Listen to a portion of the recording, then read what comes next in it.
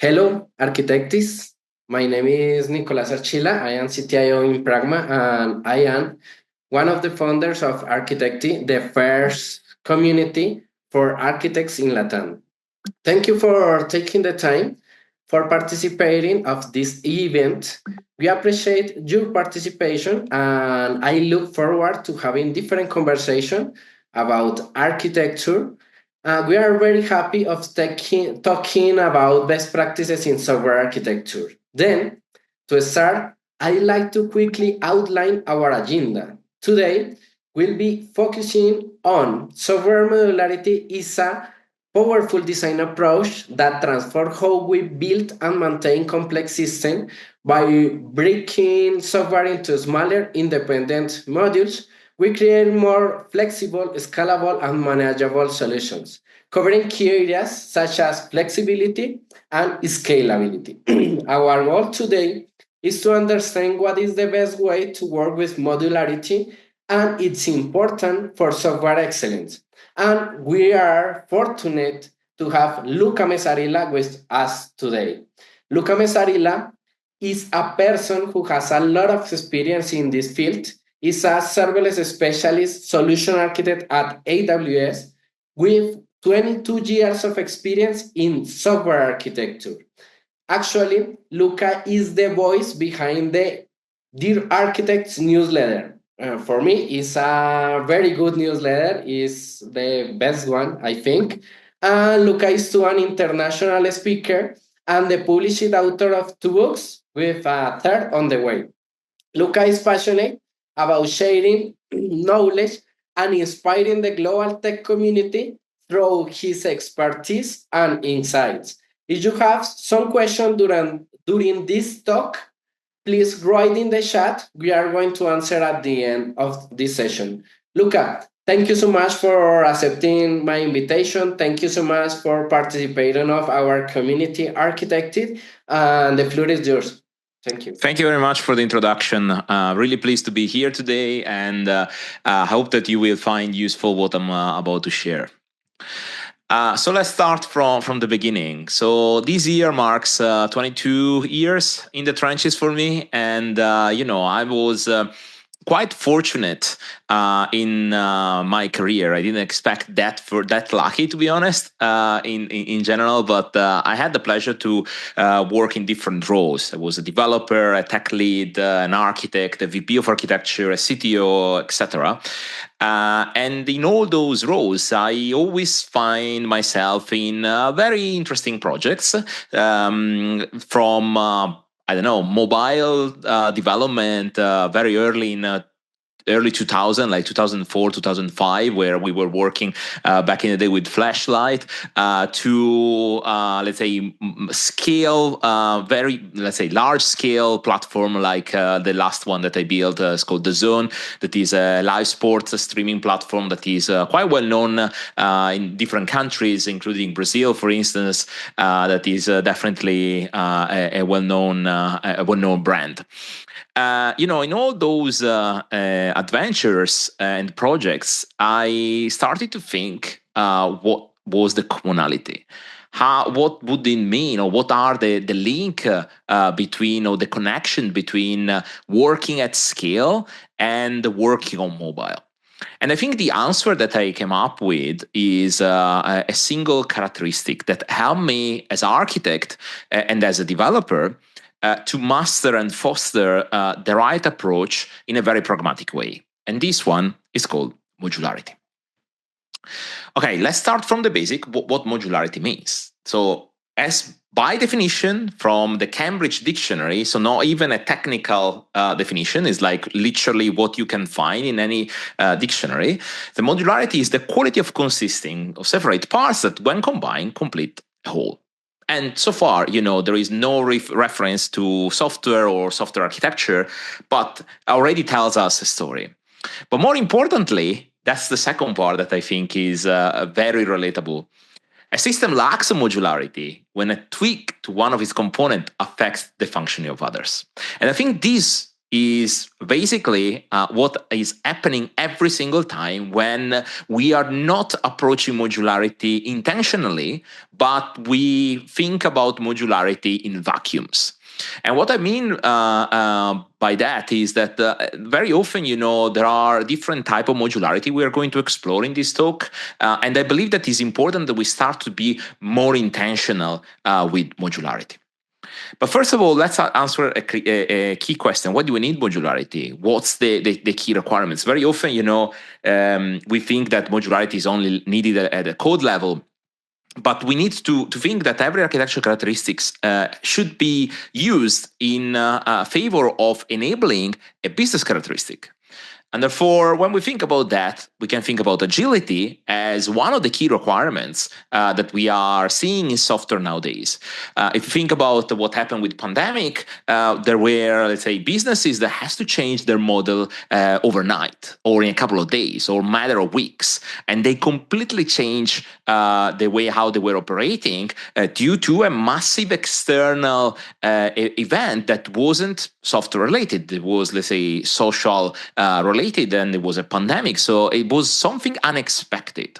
But if you didn't, let's say, design your system in let's say, in a modular fashion, and when I talk about system, I talk multiple dimension. You're going to suffer during pandemic. You were going to suffer during pandemic. The other thing is that you want to reach fast flow. This is what usually translates when we think about modularity at the business level. What it means, fast flow. If you have read the book Accelerate, it is a fantastic research across hundreds of companies in North America. They were trying to find the traits that characterize a successful company. And fast flow is basically the idea behind this possibility of, let's say, constantly reach production as soon as possible. There were a bunch of capabilities that were identified in this book that then basically they came out with this idea of DORA metrics that enables the successful team to go in production faster, reduce the friction, and so on and so forth. Those are two characteristics that are tangible for the business that we can sell when we talk about modularity. So this is me at the beginning of my career. Every time that I was working on a project, I was working on maybe, I don't know, in a monolith fashion. When I was a developer, very often we're monolith. And after 6 months that I was working, and there was someone from the business was asking me, oh, look, we should add this stuff, or we should change this stuff. So I said, hang on a sec. It's like, it's already very complicated adding in a new functionality. Then if we think about also the timeline that you have, it's not going to help at all. Therefore, probably we need to take a step back and rethink the entire system. The spaghetti code thing, I played that card, I don't know how many times in my career, but definitely it happens. And that's, let's say, it's... normal, especially when you are at the early stage of your career, because you try to do your best but with limited knowledge, and therefore you don't apply conventionally or with intention specific pattern and capabilities, because maybe you don't even know that they exist. But myself in 2025 and before in 2024 and recently years, let's say, I always think that when there are these kind of signals, like, okay, so we cannot add this new feature, or there is this problem we need to overcome before, is, let's say, understanding it's friction that is arising from the trenches. That is fantastic. And very often, friction is thought as an enemy in software architecture that I don't believe for a second. I think friction is instead a gift. And it's very important to think in this way, because friction is the only thing that is doing is signaling that something is not working inside our system. But the system is not usually what we think about, because a system is composed by 3 different areas or dimensions. Architecture, that is, we are software architects, therefore this part quite common. Organization, and culture, or engineering culture if you want. And those 3 dimensions are connected together, and every time that you touch one, is very likely, not always the case, but is very likely that the other 2 will be affected. And if you don't intentionally think about how to apply modularity in your software, you might risk that there are a cascade effect in other dimension that you didn't think about. Therefore, it's imperative that we think holistically about the system composed by multiple dimensions. So let's start with the first two, architecture and organization, to see the intricacies of that. And then we apply a bunch of other practices and engineering culture that will enable us to express modularity properly inside our system. First, let's start to debunk a myth. Oh, we use MVC, we use microservices, we use the pattern, anti-corruption layer, domain-driven design. Name one of the different, let's say, labels that we are used to, or very popular name that we are used to. But unfortunately, there isn't a solution that fits them all. That's a given. We have understood in modern architecture that if you apply a monolith in a large-scale organization or microservices in a team of 3 people, they are going to fail. And that we like it or not, is very important that we find the right solution for the job. Therefore, we live in the realm of trade-offs. And what we really need to understand is that what is the right trade-off for us? Because as Neil Ford and Mark Richard, that are definitely my 2 superheroes in software architecture, they used to say in their book that is, if you think that you didn't find a trade-off, you probably didn't find it yet. And it's very important, this thing, because there isn't the perfect thing. I was quite used back in the days when I was a developer to say, okay, so this is the only pattern we should follow because this is what X company has used, or this is how I've seen working every time. But the reality, we need to understand what kind of trade-off are bringing. Nowadays, my mindset, every time that someone is proposing, or a customer is proposing an architecture or a solution, is never saying yes or no.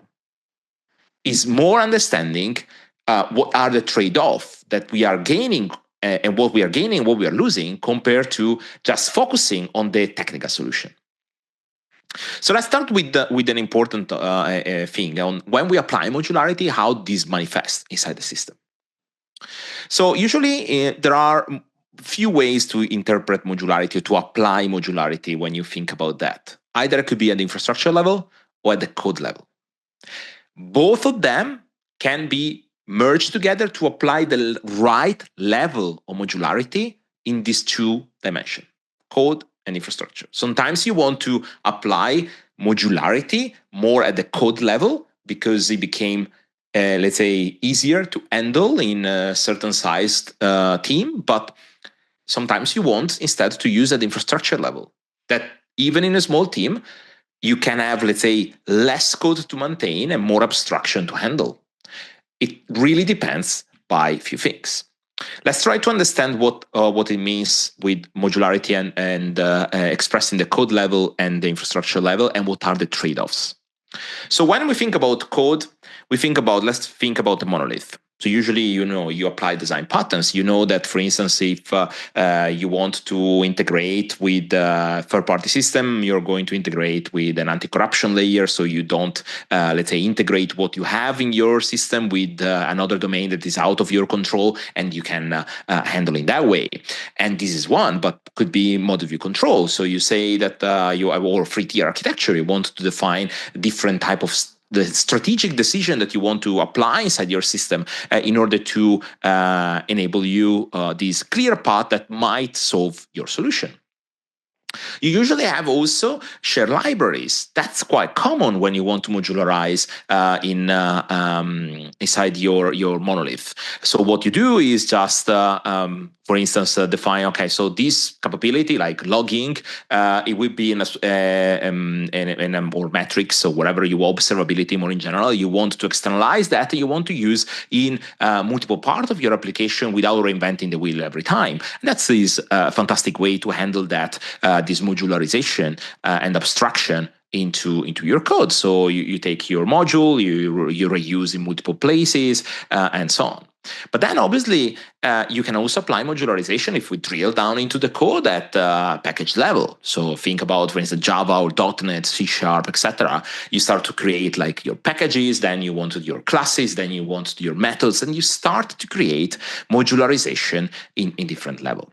But last but not least, what you want to achieve overall is having a cohesive code base. And what it means by that. So if you think usually when you work in a monolith system or in any piece of code that is run by multiple teams, you're trying to create something that is readable by everyone from the organization, but also that looks the same, like it is written by a single person, because you don't want that one part of the application will have specific patterns that are used, another part another one, because then it becomes unmaintainable. The full idea overall is that everyone can have the possibility to put their hands in any part of the system without any problem. But what are the pitfalls on this approach? But first of all, you have less operation options. That's good. So I don't think is a pitfall. I think is let's say easy to think about. You define in one go if you're using a container, virtual machine, whatever it is, and then you deploy easily inside your system. Then you know that the next time it will be exactly the same thing. You don't have to think about what kind of infrastructure I need to do. You define once, and that will live for longer, not forever, not forever, but it will live for definitely longer. There is a slower feedback loop overall. Because if you think about that now, you need to be aware of quite a lot of code as a developer. And I think is tightly coupled with the idea of higher cognitive load.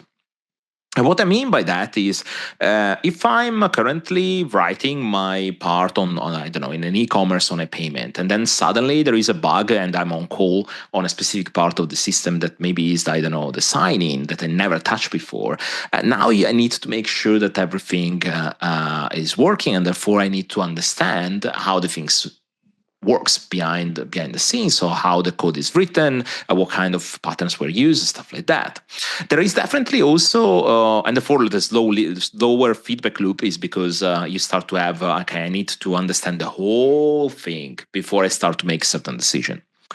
The other thing is that there is a longer onboarding. I work in system where it takes months before a developer were capable to contribute to a code base. That it might be worth it or not, but you always know that you reach tipping point in a monolith that it might require you to think differently about how you are going to modularize. That is not always on code, because you know that onboarding started to slow down. Developers have a high cognitive load, and let's say in order to deploy something or scale horizontally something takes forever. So there are quite a few things that are important to think about. And last but not least, there is definitely you need to be more disciplined. Very often, when I was tech lead, I created these committees where we were working together to make sure that the code base was cohesive, the code base was readable by everyone. There weren't, let's say, weirdness around the system, understanding the cyclomatic complexity, understanding through static analysis, how many lines of code every function has, and so on and so forth. So there were a lot of things that we were doing in order to try to have an objective standing on the code base. But obviously, not all workloads should be treated the same. We need to make sure that maybe we have, I don't know, a website that it's for a specific convention or for an event, and then it will be thrown away a certain way after 6 months, 1 year, whatever it is. So you're not going to treat in the same way like you are building probably a system that has to be up and running for, I don't know, healthcare system or for a bank for the next 10 years. You need to apply the right tool for the job.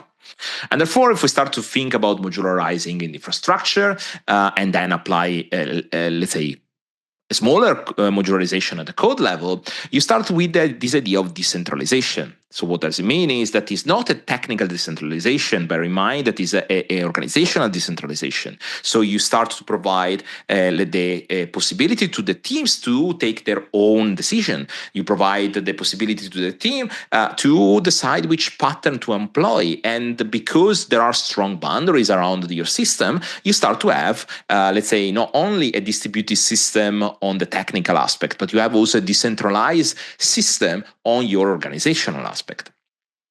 You start to use the right tool for the job. So, for instance, if before you have just a SQL server that handle every single aspect of your system, now suddenly you can decide to use, I don't know, a NoSQL database or in memories database or a graph database in a particular part of your system because are more suitable for the job that the specific boundary has to take care of. You start to have domain expert, and that is a fantastic thing. If you think about distributed system, very often people think that are meant or microservices or the cell-based architecture are meant for, let's say, these companies that they want to scale technically. In reality, we design this stuff for scaling the organization. Therefore, first of all, are useful for that part, and therefore, one of the key aspects of embracing a distributed system is the fact that the team becomes a domain expert, can even help the product team to take the right decision because they have a great knowledge of their code base or portion of the code base that they are responsible for, and then they can help, let's say, a good understanding of the product after a while that they're working with the product team. So usually it's a fantastic trade-off. You have also lower cognitive load because now as a development team, I need to take care about my part first, and then in the future, if I stick around in the company for 1 year, 2 years, 3 years, 5 years, I will have a more holistic view of the system if I think that can be suitable. But in this case, I have seen, especially with the distributed system, I've seen developers contributing very quickly to code in production. That is absolutely fantastic. The other thing that we need to take into account are a few things. So the team has more responsibilities. If you think about early 2000, when I started my career, my job was I write some code and I throw on the other side of the fence the code that someone else will take care to publish in production. But nowadays it's not anymore like that. We move from I write code and write test to I write code and write test, and I take care about security, I take care about observability, I take care about the dashboard, I take care about the multi-environment and all the, let's say, complexities nowadays used by teams, because in distributed systems very often you might have a platform engineering team that helps on abstracting certain things, but you need to know way more than just coding. There is a clear ownership if you do properly your job in defining who is responsible for which domain or which bounded context or multiple bounded context, depends from the organization and the team. Therefore, that helps definitely for understanding, okay, I have like these input APIs that are coming, these output API that are going out from your bounded context, let's define them. There is more complexity overall because now I am a tiny piece in the system, and if I'm capable as architect to design a thing that is, let's say, well modularized and with strong boundaries that enables me to have clear communication, and it's not tangled every time I need to redeploy multiple microservices at the same time in order to handle a system, I'm in definitely a better shape, but very often the complexities start to arise. There is more intentional governance. Very often, I've seen that the governance, I cannot say is a second-class citizen in a monolith, but definitely is not well designed like I've seen with distributed system, and governance definitely is an important part.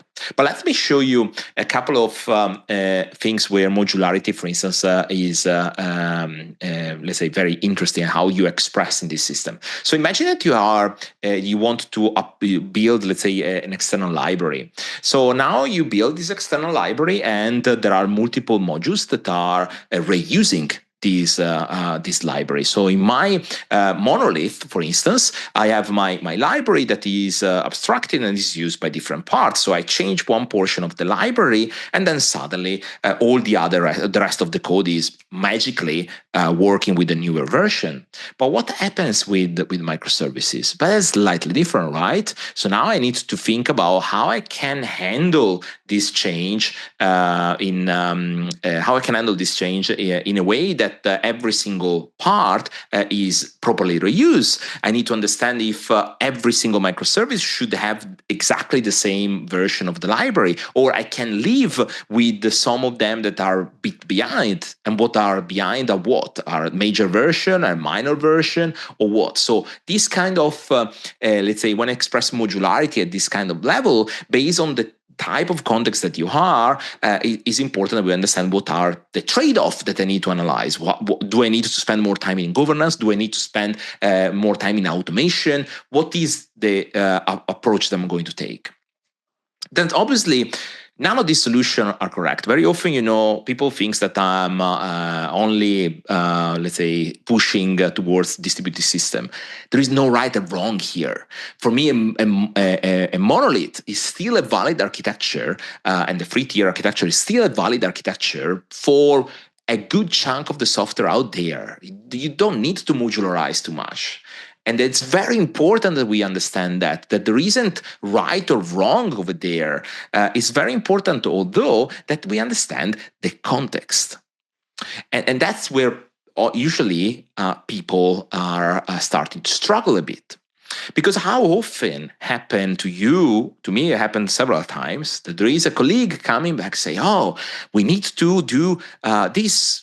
We need to implement this pattern or this architecture because Netflix, Spotify, or choose another big name, decided to use that, and they use properly.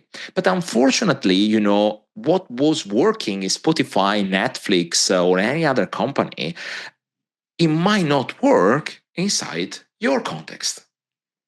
Because the reality, the way how a system we said that is composed by organization, by architecture, and by engineering culture. The engineering culture of Spotify or Netflix is completely different from majority of the other companies out there. So it's very, very important that we understand and we abstract the learnings from these companies and start to apply what works and what doesn't inside our organization. Because the reality is, this company, when you see a talk from someone, will tell you the technical implementation, not going to tell you holistically how the organization is structured, how it works, and all the other, let's say, interesting part that contextualize why that specific solution works. So very often when I read articles about case studies telling, oh yeah, this technology is super amazing and it works perfectly for this use case, but we are missing 80% of the information in order to appreciate if that is something that might or might not work in our situation.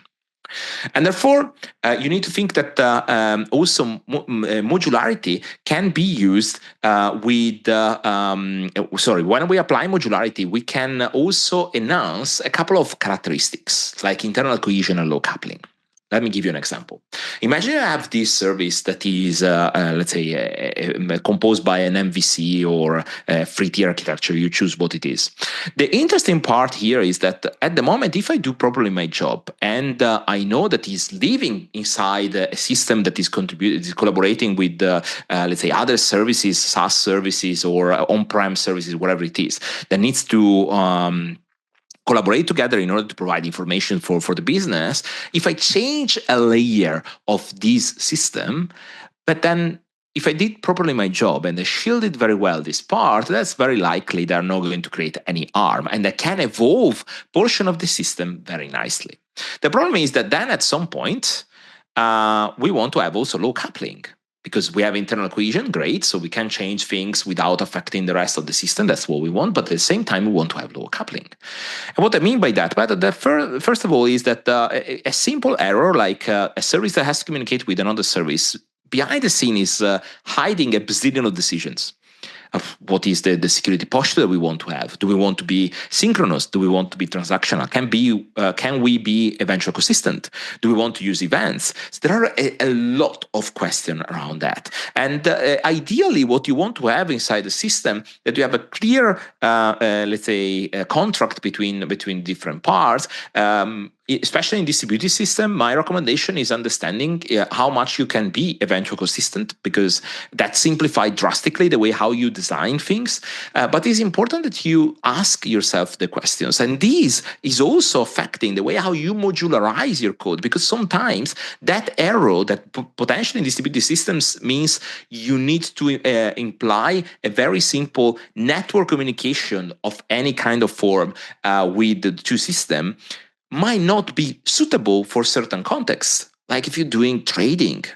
And in that case, you want to have low latency is one of the key parameters. So therefore, modularization based on that architecture characteristics should be taken differently compared to, I don't know, an e-commerce or something, a batch job that you have.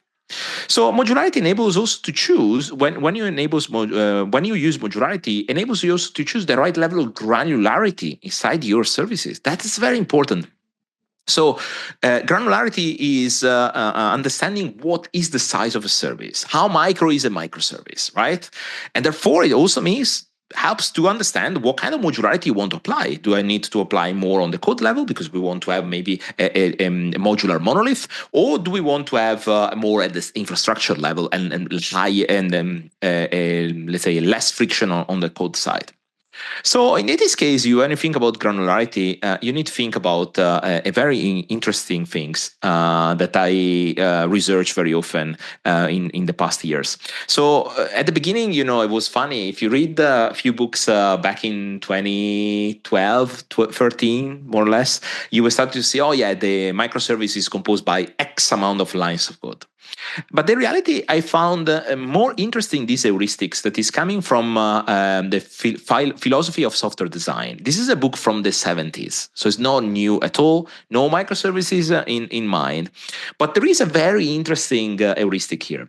So the one on the left that you can see is what is called a shallow service, where you have an interface that is the field rectangle on the top, and then you have your business logic. And in a shallow service, usually the API is basically almost a representation one-to-one to your database. Every time you change the database schema, you change the API. That has a cascade effect on all the consumer of that specific API. On the other side, instead, you have, let's say, a deep service. And what it means by that is that now we have, let's say, way more logic. The code and the API and the database are very well unaware of each other. And therefore, you can change the database schema, even the database potentially, without affecting the rest of the system. This is exactly where you want to be. So when you are designing a microservice, don't think about how micro is a microservice, but understand how often, if you change something, will affect your API and therefore the entire system. Because that is where you're going to struggle the most in distributed system. So the other thing is that granularity is not black and white. It's not that every microservice should be 100 lines of code or should be macro to a certain level. But you need to understand what you need to express inside the system.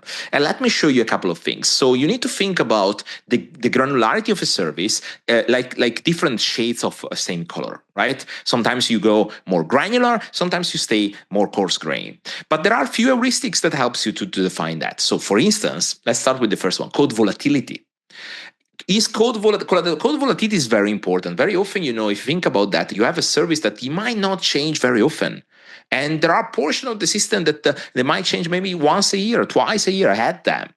And therefore you design more coarse grain because you know that it's not going to affect. We're not going to have let's say bazillion of deployment. We're not going to have let's say a lot of confusion for deploying that. You change one thing, you redeploy, done, and it will be very easy. So you maybe want to stay more coarse grain, but maybe you have the opposite. You have an area of the system that maybe is a core part of the system that you want to deploy more often. Scalability and throughput are other two dimensions very important. The way how you design a system, or better, a service that has to handle millions of requests per second compared to 10 requests per second is completely different. Or you need to scale very quickly because you have a flash sale or you have like a Black Friday, wherever it is.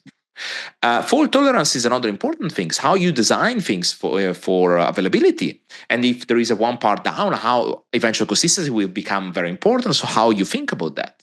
What about security? Security can also force the way how you are communicating between systems, and therefore it's important that you think about that. The extensibility, is it needed? Is it not? And what is the scope of the service? How much stuff we want to squeeze in a service? Is it, let's say, it will fit in the head of developers or not? So modularity helps you also to think about the utilities or the architectural characteristics that are very often defined as non-functional requirement. I hate that term because it's very negative and I don't think represent what we are trying to do here. But architectural characteristics for me fits better. So if you think about a few of them, maintainability. How can you make maintainable a portion of code or in a monolith or in microservice? But you start to think about modularization, the heuristics that we have seen. How much coarse grain is needed? Do you need always to have, let's say, everything at the smaller minimum amount of line of code, or could be, let's say, it depends from the situation. Therefore, if you have like a monolith and the modularization or maintainability is done on the code, and therefore I want to change one bit and need to redeploy everything, hopefully nothing will break in production. Or you do with the more modular fashion and start to say, okay, so you know what, I want to use, because certain system or programming languages allows you to do that, I want to use a federated approach where I change one bit, I deploy only that part of the system in production, and the rest will be intact. It's exactly the same that we have before. So we just fetch this portion of the system and we reload it. In microservices, you have that out of the box. I deploy a portion of my system without the problem of, if you design properly the system, without the problem of redeploying the entire microservice system, because it would be an hazard, right? And think about scalability, another characteristics. If you have, let's say, a monolith that is hitting like a million of requests per second, then you start to scale horizontally. So you start to have like another system, and maybe you can add also a bit of vertical scaling. So you have like a higher, let's say, a more performant instance, more CPU, more network bandwidth, whatever it is. But when you work in microservices world, the only thing that you think about, okay, so that needs to require a million of requests. Perfect. This is the only thing that I scale. The rest doesn't matter. Again, I tend to modularize in a different way. So I apply knowing upfront how it works. I might have like a monolith, and you have like this tiny service that I know that is receiving tons of traffic. That is a microservice by itself that is communicating with the monolith, and is still a good approach at the beginning for maybe transitioning later on, or leaving the system as it is. Then we think about portability. This is my favorite example. So portability, very often I take this example, like I think one thing that in many people are complaining about Lambda functions in AWS is the fact that is vendor lock-in. But I start to think differently because we know how to apply modularity at the code level. There are patterns that enables you to decouple the business logic of your Lambda function from the environment where it's running.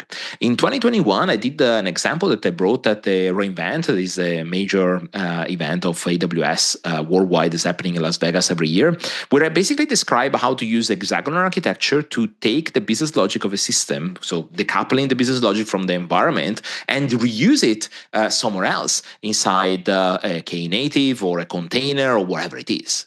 And that's the beauty, in my opinion, that we need to think about, because we can express modularity at the code and at the infrastructure level, and you can change the shape how your code is running from a Lambda function to a container without any problem, because it's just how you apply modularity, how to put the right abstraction in the right place.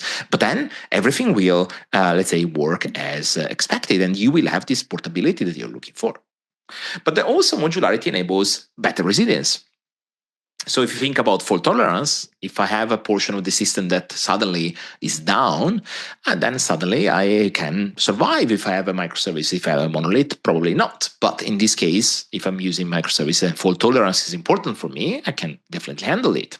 Even the same for iterative deployment. So if I want to deploy a portion of the system with a federated system, potentially I can do that in Node.js. You can do that very easily in Python. The same, less so in other languages, but that is an option. Or with microservices, I can deploy one microservice and all the rest shouldn't be touched and should be affected as long as the API remain the same.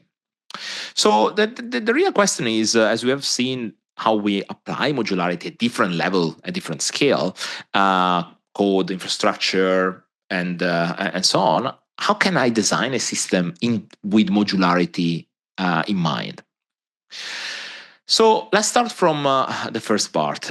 First of all, we need the business requirements. So what we need to understand is what we need to build. And what are the architectural characteristics that are assigned to the business requirement that make the business requirements available?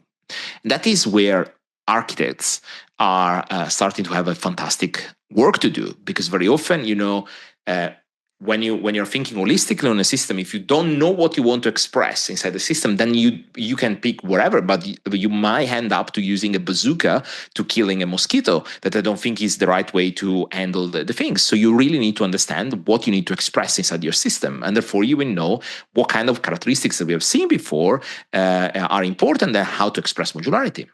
Because the problem is that from a fellow Italian, this one is that developers misunderstanding or understanding that are going to production, not what the business wants.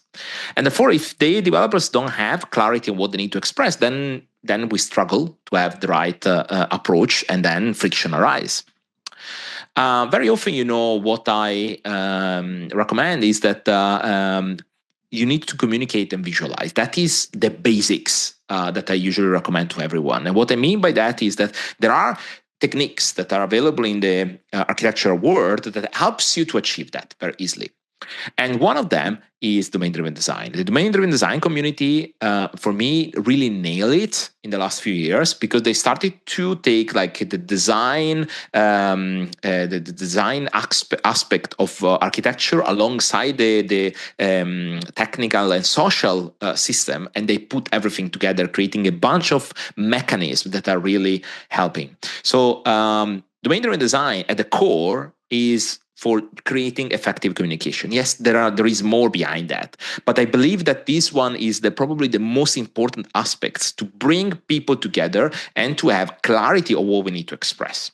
So there are solutions like or workshop like event storming, domain storytelling, and wordly map that at different level of your journey will help you to understand and rationalize a system and to apply the right level of modularity. And therefore, what I usually do with customers now in AWS is I do a lot of event storming and try to take like product team and developers and QAs and other part of the social technical system together in a room to understand how the things are working. So we basically take a step back from the technicality and we look about holistically on the system. We identify the boundaries and we test these boundaries. And these kind of things are extremely important if you want to design a system that can be either monolith or a microservice approach or distributed system. Because when you identify the boundaries, then you know that at that level there will be an API. Is it an event? Is it like a function that you call? Is it like an interface that you have? It doesn't matter. You know how to slice the things and then assign to different teams. The other thing that I love about domain-driven design is that they assign specific characteristics to different domains. You can identify core subdomain, supporting subdomain, generic subdomains, and apply characteristics. Core, usually you want to have the best breed developers that you have inside the system, inside the organization, because you know that it's something you're going to iterate often, and is basically the most important part why of the system, and it's why an organization exists. So if you think about a bank as a core subdomain, the part of moving money around, but is definitely not a key, the FAQ area of the website, or I don't know, if there is an insurance part of the system, it might be a supporting of the bank, but it's not, let's say, as important as I need to make a wire transfer from one bank account to another one. It might be that you decide that for a period of time, that if it's down, it's down. Therefore, you change the SLA applied to that. It depends from the context, obviously, just making it up. But the idea is if you are identifying the boundaries and you can categorize them, then you can assign characteristics like SLAs, modularization, teams that it needs to work on that. Do I externalize? Do I buy? Or I build inside the house? All these kind of things are extremely important.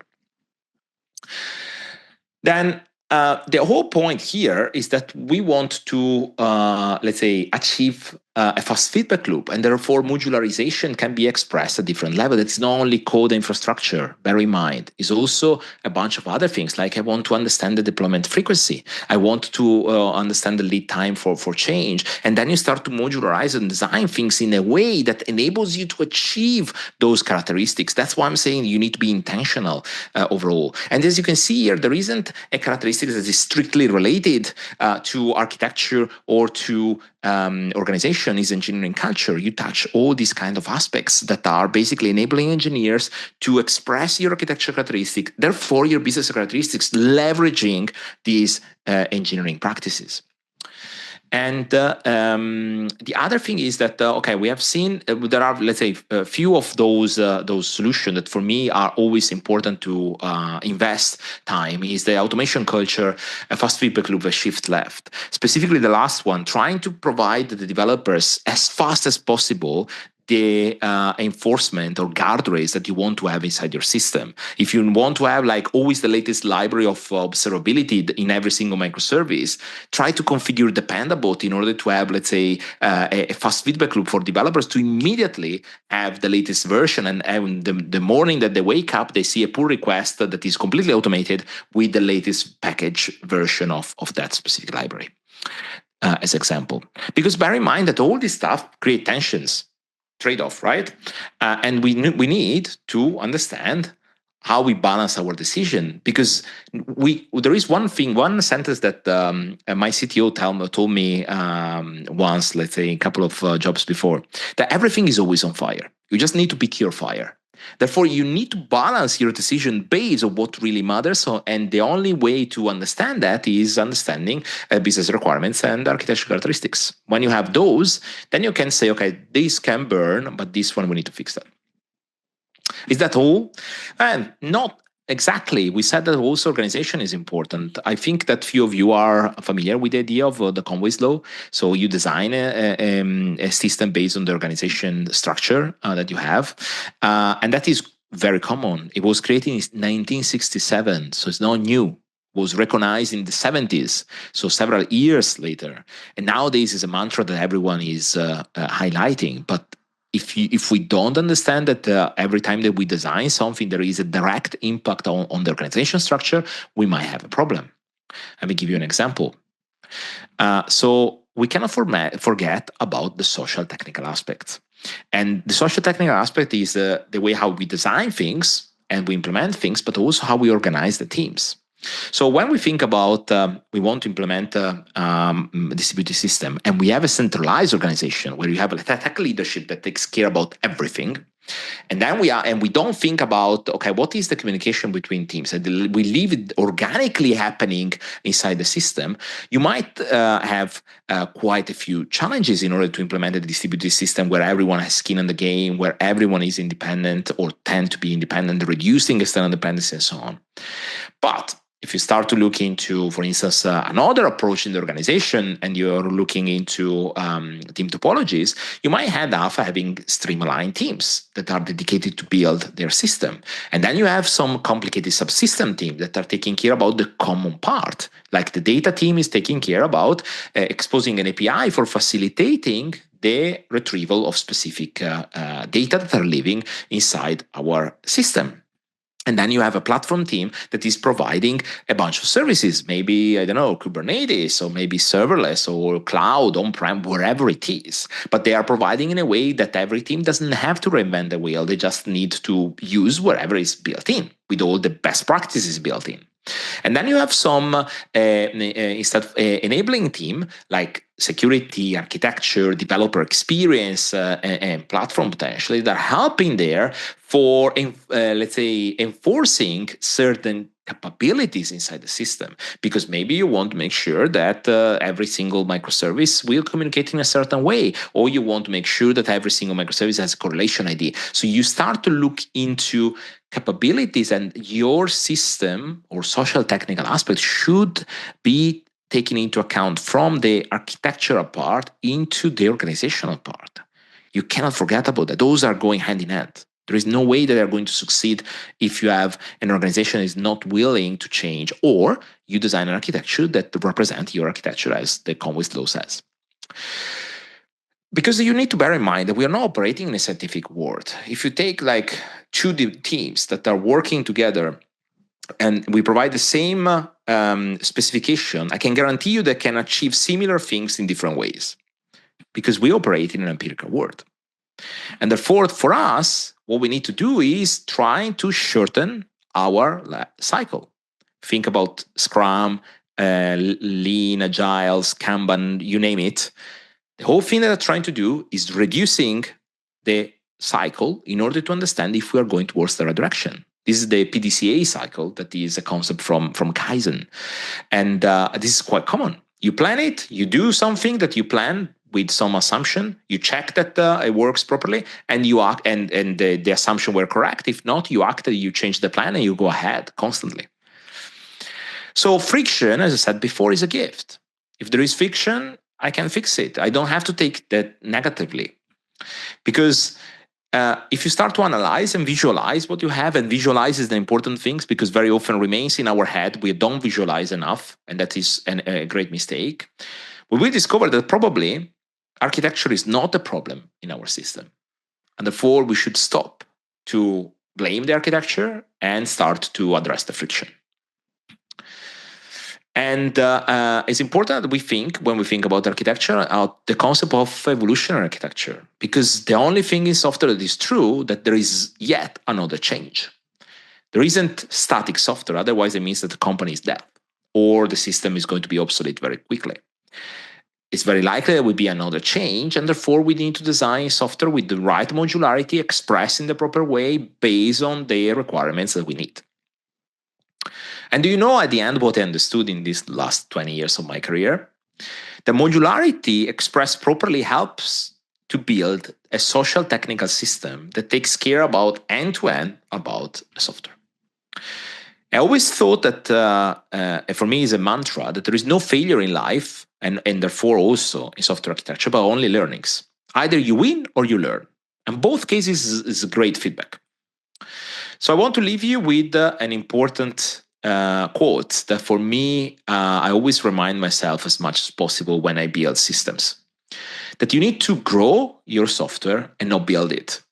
Because the reality is, if you grow, you have a mindset of embracing the changes that are internal or external. If you build it, you build once and you forget about that. And in software, this is not acceptable. Thank you very much for listening. Thank you. Thank you, Luca. Thank you so much. Your talk was very informative and productive. And thank you for sharing your expertise with us. Luca, we have some questions for participants that I like to address before we conclude. We have time for one question.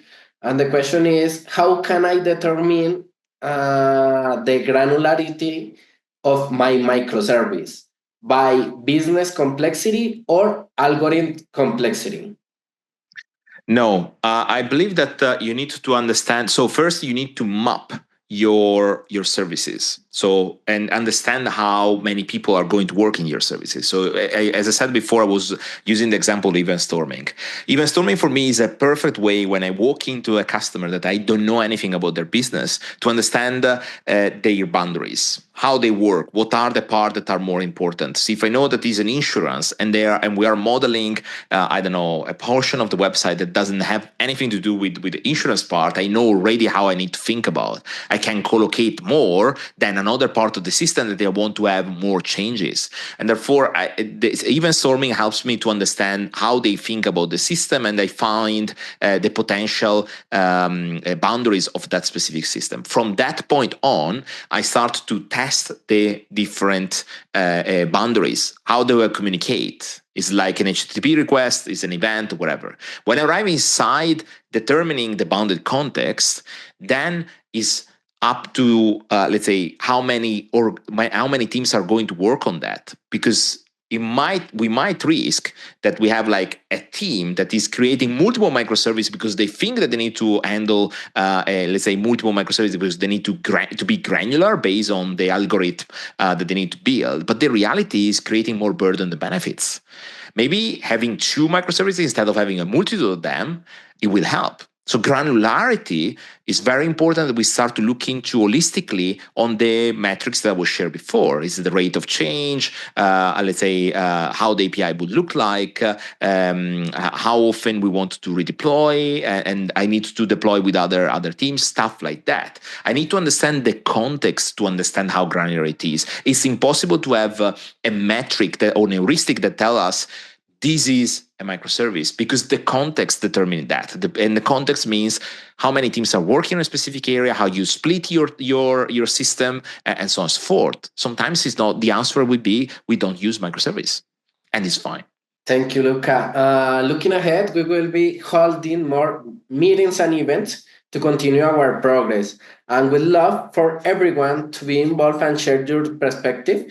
Your input is crucial to ensuring we make the best decision. So please keep an eye out for future invites and don't hesitate to participate. Join to our community architecty through this QR code, and in another way, to help shape future, we have created a short survey. Please take a moment to scan this QR code provided and share your recommendation or preference for upcoming session. As wrap up today's meeting, I want to express my thanks to everyone. Express to my thanks to Luca and everyone for your participation and valuable input. Thanks again for your time, and I look forward to our continued collaboration in our future in our community architecting. If we work together, we are going to build the best community to improve the knowledge for architects to solve better business problem. Thank you so much, everyone. Thank you so much, Luca. See you in Thank the you. next event. Thank you. Thank you. Have a nice day. Have a nice day. Have a great week. Thank you.